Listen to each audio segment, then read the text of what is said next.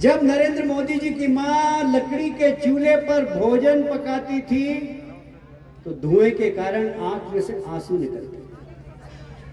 नरेंद्र मोदी ने जब ही सोचा था कि मैं कभी इस लायक बन गया तो मेरी मां तो क्या, देश की किसी भी मां के आंख में आंसू नहीं आने दूंगा।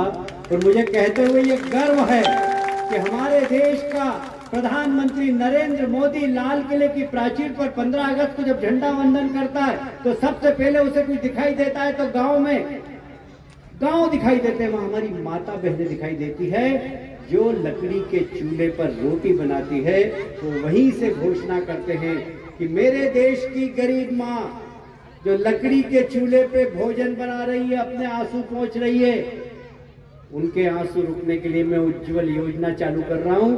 10 करोड़ माता और बहनों को फ्री में गैस का चूल्हा देने का काम हमारे देश के प्रधानमंत्री नरेंद्र मोदी जी ने दिया है। ये हमारे लिए गर्व की बात है। हमारे प्रदेश के मुख्यमंत्री शिवराज सिंह चौहान जो किसान के बेटे, जब वो पहली बार मुख्यमंत्री बने, जब उन्होंने देखा कि किसान कर्ज में डूबा हुआ, उन्होंने किसान भाइयों को अपने दरवाजे पर बुलाया और पूछा, किसान भाइयों मैं आपकी क्या सेवा कर सकता हूं, कैसे खेती फायदे का धंधा हो। किसान भाइयों ने कहा कि हमें ब्याज 18% लगता है, आप ब्याज कम करवा दीजिए। मुझे कहते हुए गर्व है, कांग्रेस के जमाने में ब्याज किसानों का सोसाइटी पे 18% लगता था कि नहीं लगता था? बताइए कितना परसेंट लगता था? आज कितना परसेंट लगता है? 0%। या 18% से 0% ब्याज करने का काम हमारे लोकप्रिय मुख्यमंत्री शिवराज सिंह चौहान ने किया। ये हम सब के लिए बहुत गर्व की बात है।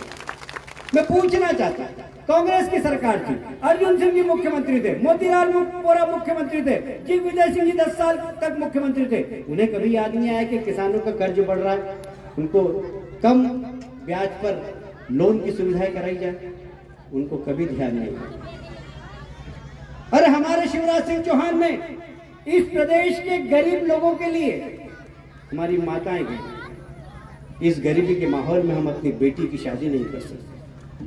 चिंता मत करो, मामा है, मुख्यमंत्री कन्यादान योजना, चिंता मत करो, बेटी को आने दो। एक समय ऐसा था कि लोग बेटी का जन्म सुनते ही छोटा मुंह कर लेते थे। शिवराज जी ने कहा चिंता करने की जरूरत नहीं है, बेटी आपकी है, भांजी मेरी है, पढ़ाई से लेकर शादी तक मैं चिंता करूंगा, चिंता मत करो, उनको पढ़ाऊंगा, लिखाऊंगा, शादी करूंगा और यहां तक कि कन्यादान में पैसे भी दूंगा।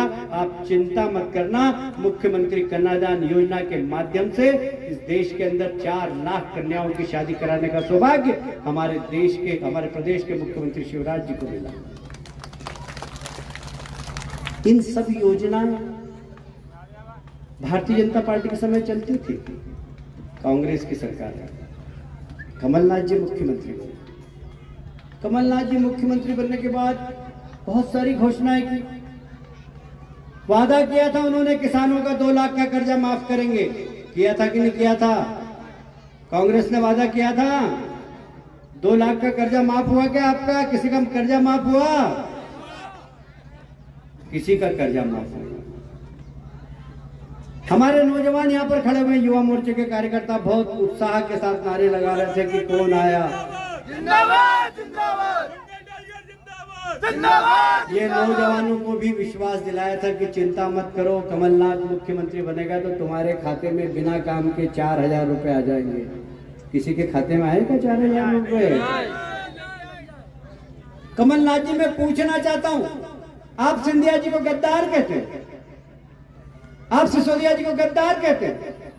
इस प्रदेश की जनता, इस प्रदेश के किसानों से 2 लाख का कर्ज माफ करने का वादा किसने किया था? किसने किया था कि बेरोजगार नौजवानों को हम 4000 रुपए भत्ता देंगे? किसने कहा था कि हम दूध उत्पादकों को 5 रुपए प्रति लीटर बोनस देंगे? यहां तक कि हमारे सेल्फ हेल्प ग्रुप की महिलाएं जो छोटा मोटा लेन देन करती, बोले तुम्हारा कर्ज भी माफ कर देंगे।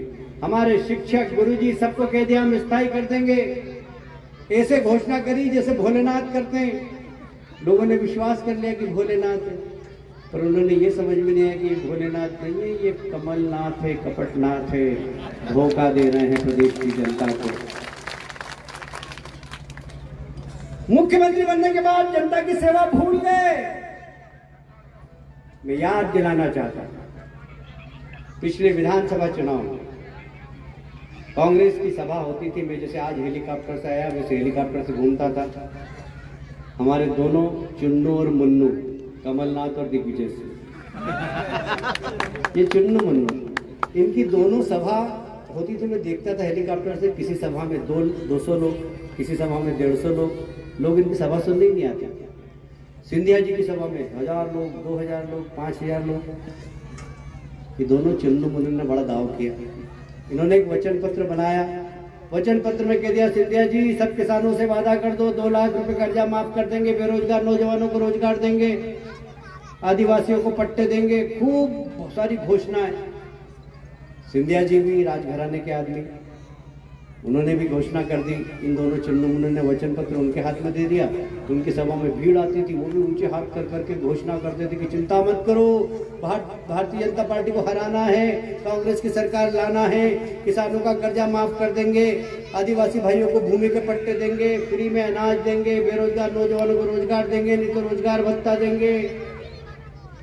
यहाँ तक कि उनके नेता राहुल गांधी जो दिल्ली से आते हैं, जिनको लोग कहते हैं पप्पू, वो बात ही ऐसी करते हैं। वो कहते हैं इधर से आलू डालो, इधर से सोना निकल जाएगा।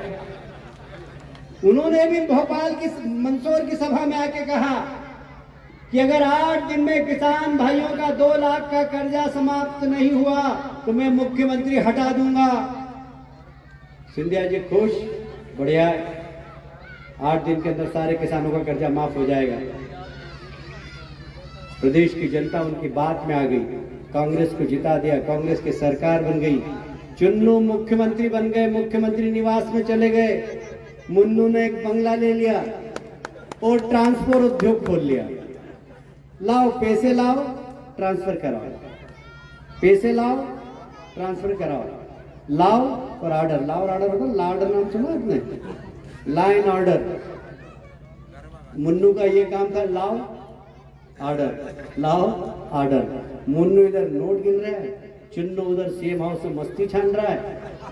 सिंधिया जी बेचारे भटक रहे सब दूर। लोग उनको पकड़ रहे कि भैया तुमने कहा था 2 लाख का कर्जा, मैं कराऊंगा, चिंता मत करो। वो कमलनाथ जी के पास जाए, कमलनाथ जी अरे हाँ करता हूँ। 8 दिन, 8 महीने, 1 साल निकल गया। फिर सिंधिया जी ने कहा, सिंधिया जी गए कमलनाथ जी के पास, कमलनाथ जी मैं सब दूर पूरे प्रदेश में घूमा, किसानों का कर्जा माफ नहीं कर रहे हो, नौजवानों को पैसा नहीं दे रहे हो, दूध उत्पादकों को 5 रुपए बोनस नहीं दे रहे हो, किसान आदिवासी भाइयों को पट्टा नहीं दे रहे हो, उनको फ्री में अनाज नहीं दे रहे हो, लोग मेरे को पकड़ रहे हैं, मजबूरी में मेरे को इनके साथ आंदोलन करना पड़ेगा। कमलनाथ जी अहंकार में थे, मुख्यमंत्री की कुर्सी में बैठे थे, पहली बार मुख्यमंत्री बने थे। हाँ जाओ, उतर जाओ जनता के बीच में। सिंधिया जी राजघराने के आए, उनकी नसों में राजमाता का खून। स्वर्गीय राजमाता जी ने भारतीय जनता पार्टी के लिए बहुत काम किया।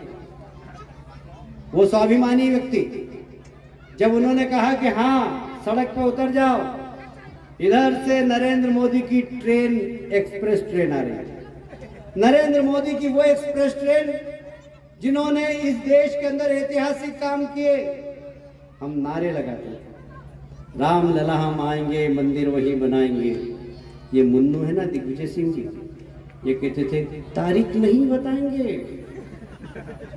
अब तो बेटा तारीख भी बता दी, मंदिर का निर्माण भी चालू हो गया। ये नरेंद्र मोदी और अमित शाह जी की सरकार है। जय श्री राम। राम मंदिर भी बनेगा, 3 साल में बनकर तैयार हो जाएगा। दोनों चुन्नू और मुन्नू परिवार सहित जाना, वहां दर्शन करना, सारे पाप धुल जाएंगे तुम्हारे। ये नरेंद्र मोदी की सरकार ने कहा था धारा 370 हटाएंगे, जम्मू कश्मीर से आतंकवाद समाप्त करेंगे। लोग कहते थे अरे ये तो नारा लगाते, कभी धारा 370 हटा ही नहीं सकते, 35 से हटा ही नहीं सकते। नरेंद्र मोदी और अमित शाह जी की डिक्शनरी में असंभव शब्द कुछ भी नहीं है। कांग्रेस कहती थी असंभव है, धारा 370 हटी तो खून की नदियां बह जाएगी, धारा 370 हटी तो वहां पर एक भी तिरंगा हाथ में पकड़ने वाला व्यक्ति नहीं मिलेगा। नरेंद्र मोदी और अमित शाह जी ने लोकसभा में बिल रखा 370 साफ 35A साफ। जम्मू कश्मीर में 15 अगस्त को सारी पंचायतों में तिरंगा लहराया, सारी पंचायतों में तिरंगा लहराया। ये नरेंद्र मोदी जी का राजनीतिक नेतृत्व है। आतंकवाद से हमारी सरकार वहां पर लड़ रही है। मित्रों, एक तरफ नरेंद्र मोदी जी का नेतृत्व, एक तरफ शिवराज जी का नेतृत्व है, एक तरफ कांग्रेस में पप्पू का नेतृत्व है, एक तरफ प्रदेश में कमलनाथ जी, दिग्विजय सिंह जी, चुन्नू मुन्नू का नेतृत्व है। चुन्नू मुन्नू ने बहुत वादे किए, हमने देखा है। शिवराज जी को भी 15 साल की सरकार को हमने देखा है, भारतीय जनता पार्टी की। प्रदेश में विकास हुआ है, किसानों के खेत में बिजली पहुंची है, 24 घंटे बिजली देने का काम भारतीय जनता पार्टी की सरकार ने किया। हमारे आदिवासी भाइयों के लिए मकान देने का काम। हमारे देश के प्रधानमंत्री ने संकल्प लिया कि इस देश के आजादी के 75 वर्ष जिस दिन हो जाएंगे पूरे, इस प्रदेश और देश के अंदर एक भी ऐसा गरीब नहीं रहेगा जिसके सर पर पक्की छत नहीं होगी। प्रधानमंत्री आवास योजना के माध्यम से सारे गरीबों को मकान देने का काम भारतीय जनता पार्टी की सरकार कर रही है। सरकार और सरकार में यह अंतर है कि भारतीय जनता पार्टी के नेता जो कहते हैं वो करते हैं। सिंधिया जी ने जब कांग्रेस छोड़ी, मोदी जी के साथ हो गए। आज मोदी जी के नेतृत्व में केंद्र में और शिवराज जी के नेतृत्व में प्रदेश में सिंधिया जी कंधे से कंधा मिलाकर काम करते। ये चुन्नू मुन्नू कहते हैं कि सिंधिया जी बिक गए। अरे चुन्नू मुन्नू, कमलनाथ जी और दिग्विजय सिंह जी, तुम दोनों की संपत्ति मिला लो, 1000 करोड़ से ज्यादा की नहीं होगी। सिंधिया जी का वो बंगला ही उससे ज्यादा कीमत का है, तुम उनकी बराबरी क्या करोगे यार? Bengal tiger, Bengal tiger. तुम सिंधिया जी के बिकने की बात कर रहे हो। मैं 40 साल से राजनीति में हूं मध्य प्रदेश में। मेरा सौभाग्य है कि मैंने माधवराव जी सिंधिया जी के साथ काम किया, अर्जुन सिंह जी के साथ काम किया, मोतीलाल वोरा जी के साथ काम किया, श्यामाचरण शुक्ला जी के साथ काम किया, दिग्विजय सिंह जी के साथ काम किया, सुंदरलाल जी पटवा जी के नेतृत्व में काम किया, कैलाश जोशी जी के नेतृत्व में काम किया, बाबूलाल जी गौर के नेतृत्व में काम किया। मैंने कभी इतने हल्के शब्दों का इस्तेमाल करते हुए नहीं देखा जैसा कि कमलनाथ जी करते। कमलनाथ जी कहते हैं कि शिवराज नालायक है। किसी मुख्यमंत्री के लिए ऐसा बोलना चाहिए? मैं आपसे पूछना चाहता हूँ, बोलना चाहिए क्या? शिवराज जी नालायक है क्या? शिवराज जी ने गरीबों की गरीबी दूर करने के लिए बहुत सारी योजनाएं बनाई, क्या वो नालायक हैं? हमारे आदिवासी भाइयों के खाते में 1000 रुपए सीधे देने का काम किया, क्या वो नालायक है? मैं पूछना चाहता हूं आपसे। गरीबों का पक्का मकान बनाने का संकल्प शिवराज जी ने किया, क्या नालायक है? गरीब बेटियों की शादी कराने का काम शिवराज जी ने किया, क्या वो नालायक हैं? हमारे बुजुर्ग जो आर्थिक कमजोरी के कारण धार्मिक यात्रा नहीं कर पाते थे, तीर्थ यात्रा नहीं कर पाते थे, शिवराज जी ने श्रवण कुमार बनकर इस प्रदेश के उन सब गरीब बुजुर्गों को तीर्थ ले जाने का काम किया, क्या वो नालायक हैं? आपको फैसला करना है कि नालायक कौन है और खलनायक कौन है। कमलनाथ जी, आप इस प्रदेश के खलनायक है, खलनायक। आपने जो वादा किया प्रदेश की जनता से पूरा नहीं किया और उसका हिसाब आने वाले विधानसभा के चुनाव में यहाँ के 28 विधानसभा के मतदाता देंगे। मुझे गर्व है कि यहाँ पर श्री सिसोदिया जी, महेंद्र सिंह सिसोदिया जी, जो कि मंत्री भी, आपको सीधा मंत्री मिलेगा और मंत्री भी छोटा मोटा नहीं है। ग्रामीण विकास मंत्रालय है, ग्रामीण विकास मंत्रालय खजाना है उनके पास, गरीबों के विकास का खजाना है, गांव के विकास का खजाना है। वो जीत के जाएंगे, मंत्री बने रहेंगे, शिवराज जी के साथ मिलकर आपके गांव का विकास करेंगे। कांग्रेस का व्यक्ति क्या है? विधायक ही बनेगा। विधायक क्या कर लेगा विपक्ष का? सत्ताधारी दल का मंत्री बनने का मतलब है हमारे गांव का विकास, हमारे क्षेत्र का विकास। हमें विकास कराना है। शिवराज जी के नेतृत्व में हमारे महेंद्र सिंह सिसोदिया जी विकास करेंगे। सिंधिया जी का उनको आशीर्वाद है, नरेंद्र सिंह जी तोमर का आशीर्वाद है। नरेंद्र सिंह जी तोमर के पास जो विभाग है वो विभाग सिसोदिया जी के पास है। वो केंद्र से पैसा भेजेंगे महेंद्र सिंह जी के पास, महेंद्र सिंह जी आपके गांव में भेजेंगे।